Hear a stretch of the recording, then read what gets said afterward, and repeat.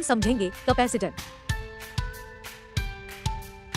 Capacitor एक ऐसी device है जो इलेक्ट्रिकल एनर्जी को चार्ज की फॉर्म में स्टोर करता है। कैपेसिटर का काम लगभग बैटरी जैसा ही होता है, लेकिन कैपेसिटर में एनर्जी अलग तरीके से स्टोर होती है।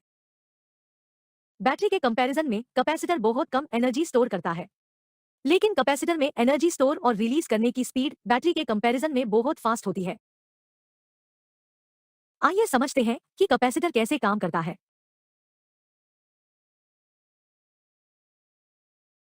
कैपेसिटर में दो मेटालिक प्लेट को एक इंसुलेटिंग मीडियम से सेपरेट रखा जाता है।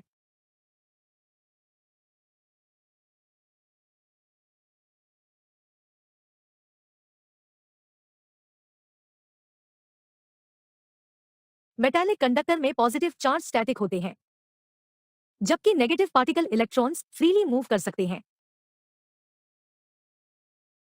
साथ ही मेटालिक कंडक्टर में पॉजिटिव चार्ज और इलेक्ट्रॉन्स के नंबर सेम होते हैं, जिसके कारण मेटालिक कंडक्टर इनिशियली न्यूट्रल होते हैं।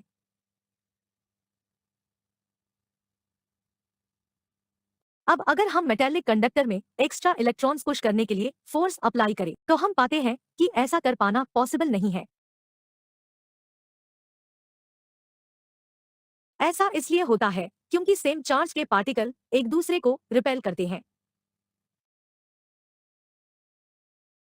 जब भी कोई एक्स्ट्रा इलेक्ट्रॉन मेटल प्लेट में एंटर करने की कोशिश करता है, तो उस मेटल प्लेट के इलेक्ट्रॉन्स उसे रिपेल करते हैं, और इसीलिए एक्सटर्नल फोर्स अप्लाई करने के बावजूद मेटल प्लेट इलेक्ट्रिकली न्यूट्रल ही रहते हैं।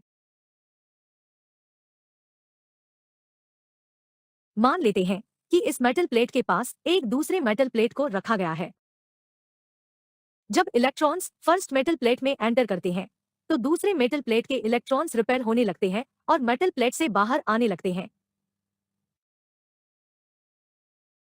इलेक्ट्रॉन्स बाहर आते ही दूसरे मेटल प्लेट पर पॉजिटिव पार्टिकल के नंबर नेगेटिव इलेक्ट्रॉन्स के कंपैरिजन में ज्यादा हो जाते हैं।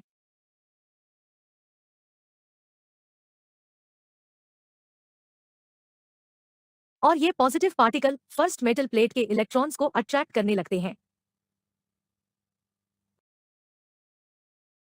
हम ये देखते हैं कि फर्स्ट मेटल प्लेट में जितने एक्स्ट्रा इलेक्ट्रॉन्स ऐड होते हैं, उतने ही इलेक्ट्रॉन्स दूसरे प्लेट से एग्जिट होते हैं। हम देख सकते हैं कि फर्स्ट मेटल प्लेट पे नेट नेगेटिव चार्ज क्रिएट होता है, वहीं दूसरी ओर इक्वल और ऑपोजिट चार्ज क्रिएट होता है। साथ ही हम एक्सटर्नल फोर्स की मदद से दोनों मेटल प्लेट के नेट चार्ज को इंक्रीज और डिक्रीज भी कर सकते हैं। दोनों मेटल पे चार्ज क्रिएट होने के बाद दूसरे मेटल के positive charge particle first metal के नेगेटिव पार्टिकल इलेक्ट्रॉन्स को अट्रैक्ट करते हैं। अगर हम एक्सटर्नल फोर्स फर्स्ट मेटल से रिमूव कर दे, तो हम देखते हैं कि मेटल के इलेक्ट्रॉन्स एक दूसरे को रिपेल करने लगते हैं और एक्स्ट्रा इलेक्ट्रॉन्स मेटल से बाहर आ जाते हैं।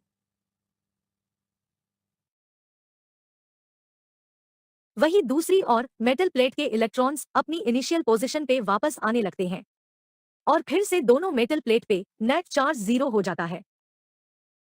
इन मेटल प्लेट का चार्ज और डिस्चार्ज होना ही कैपेसिटर का मेन फंक्शन है, जिस पे वो वर्क करता है। कैपेसिटर को चार्ज करने के लिए हमें एक्सटर्नल सोर्स की जरूरत होती है। उसके लिए हम बैटरी का यूज कर सकते हैं।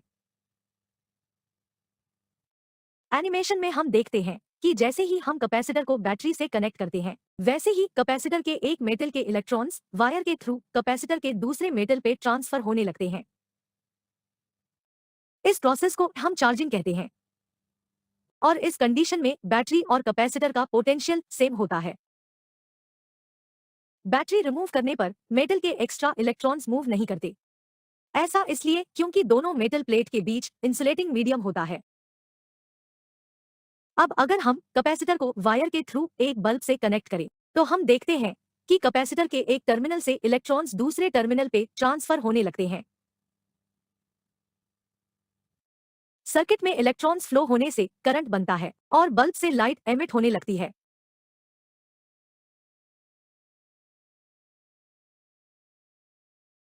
और इस तरह कैपेसिटर एक एनर्जी स्टोरेज डिवाइस की तरह काम करता है। कैपेसिटर बैंक के अगले वीडियो में हम सबस्टेशंस में ओवरलोडेड फीडर में कवर कॉम्पेंसेशन के लिए कैपेसिटर बैंक के इंस्टॉलेशन की कैलकुलेशन को समझेंगे।